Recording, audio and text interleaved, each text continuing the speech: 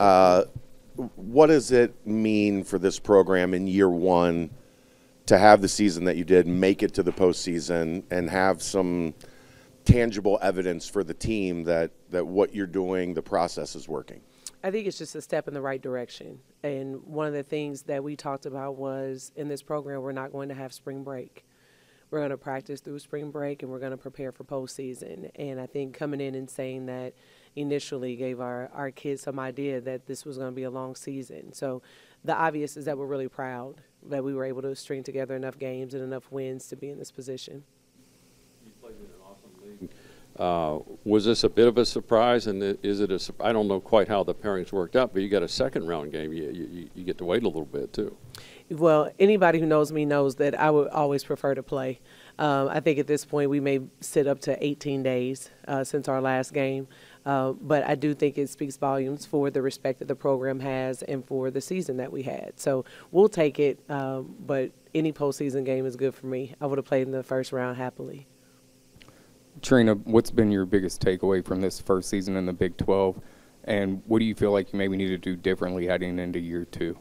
Our biggest takeaway is our consistency. Right, there are moments where we felt like we played really well, average, and then poorly within the same 40 minutes. And I think that's probably our biggest frustration, and not just as coaches, but our team as well. And I think that what we found is that these teams are just deeper. Right, we played against really good players in the American and the Horizon League where we've coached as well. But when Texas can lose their starting point guard and then they substitute in a freshman that then ends up being co-player of the year, I think that what we know is that there's this tremendous amount of depth in talent in all these teams.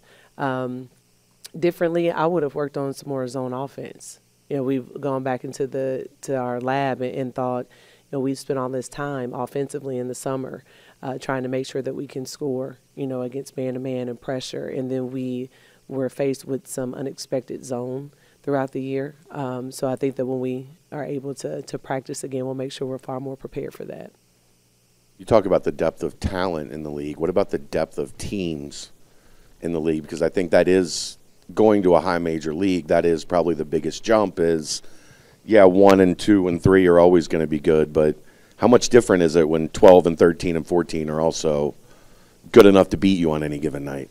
Well, it keeps you locked in. You know, I think that we were in some places along our 8 years where we had the best talent.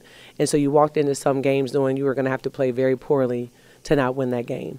And this was the exact opposite, is that if you can't figure out how to play well, you can walk out and not win a game in 18 games. And I ran into some coaches, some other Power 5 coaches that said, hey, in year 1 or year 2, I went 0-18. And I went back to the staff and I thought, oh, my gosh, surely we can figure out how not to do that. And I was really proud of this group because we felt like there was talent here when we took the job. You know, Michelle did a tremendous job of recruiting really quality young women, and sometimes the pieces just don't fall together the way that you want them to. But there was a core here already, and we knew that if we could figure out how to build around that, then we had a chance to win a few games. I think I read where Eastern Kentucky's having some work done on their gym, and so if they were to win, would you then have the opportunity to host that game? I believe so, and I think that our administration is working really hard to put us in a position to host if that's how it works out. We have 2 coaches on our staff, and Abby Jump and Abby Owens, who actually worked for the head coach of Eastern Kentucky. So that'll be an interesting matchup because Abby Owens just came directly from there. So wherever we play, again, we'll be thankful, but we are looking forward to playing at home. You spoke on your core. How important was it to get your seniors post-game basketball this year? Yeah, it was incredibly important. And I think that no matter what your experience is like, you just remember the last thing that happened. And we knew that this group hadn't experienced postseason before. And just the idea that we could get them to understand what it means, that when you play in the conference tournament, that it's not your last game, and that you can continue to practice and you can suit up and go to battle with your teammates again. So it was a really big deal, especially for them. Chloe, man, coming in next year, you and your staff are in on some high-level kids for the 2025 class. How has the exposure of this league helped with momentum on the recruiting trail? It's huge. It's absolutely huge. And I think that what the visibility in women's basketball has done is you have a lot of young people that want to play in front of people. And if you even take a look at our crowds on weekends, like we're drawing really well. And I think that the more games we win, that'll obviously continue to grow. But when we go on the road, we're playing in venues, and there's 5, 6, 7,000 people there. And I think that for women's basketball, and for it not to be one of the top 1, 2, 3, 4, 5 teams in the country, right? Just any team that we go on the road, there's a great chance you're going to play in front of thousands of people. And I think recruits like Chloe Mann, they love the idea of that. And then to know that we're in a place where you can come in and you can contribute right away and keep taking a steps forward with us, I think that makes this a really viable option for a lot of people. Roughly a year ago, you took this job. I'm sure you had short-term vision, long-term vision. When you look at that short-term vision, how close did you come to accomplishing what you set out to accomplish in that first year of, running the program and being at the helm? Close. I feel like what we were striving for was a winning season, and I think that got a little sideways there for us when we lost a few in a row, and then we dropped a couple that we felt like we had a chance to win. But again, this team, instead of falling into a pit of, oh no, we're losing, and this is familiar, and we're going to keep falling. Instead, they said, hey, let's get together and pull ourselves up. And I think that was why we were able in the last 10 games or so to win a couple and to win the first game in the Big 12 tournament. That was a big deal too. We played an opponent for the third time, and we all know how hard it is to beat someone 3 times. And our kids stay locked in, and I think that spilled over into practice. We are excited. We are working hard. We're still taking charges and going after loose balls. So I think that we're just in a good space. With the amount of star power in women's college basketball with Caitlin Clark and Angel Reese, what's it been like to kind of see the boost in popularity throughout the sport? And did, 5-10 years ago, could you have envisioned this happening? Absolutely not. And I think that what's even more nostalgic for me is being back where I played. And they already think I'm a dinosaur when I talk about things, because we didn't have media timeouts my freshman year. So the only time you got a break was when a coach called a timeout. And anybody who knows Lori Pirtle knows she does not like to call those. She holds them to the end. And then we got radio timeouts my sophomore year. Then eventually we got into some media timeouts. And so no way could I imagine that we're talking about not being able to get tickets to the Final Four. Or knowing that the Big Ten tournament in Indianapolis, where I grew up, is sold out and can't get a ticket. So it's an incredible time to be a part of women's basketball. There was a bald Irish guy that used to sit in that chair that used to say about the Big East, you're always 1 week away from a 3-game losing streak. Mm-hmm.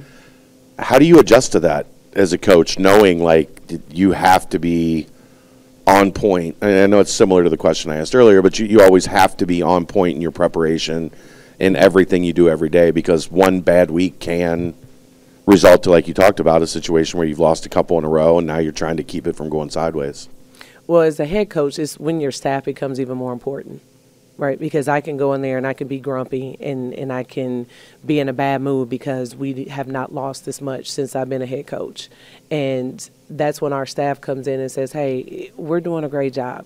And the reason we know we're doing a great job is we walk in every day and our kids are happy. And that's what kept me motivated, is the staff, and knowing that our kids are looking at this season and saying, hey, we're competing. And sometimes as a coach, you're like, that's not enough. I want to win.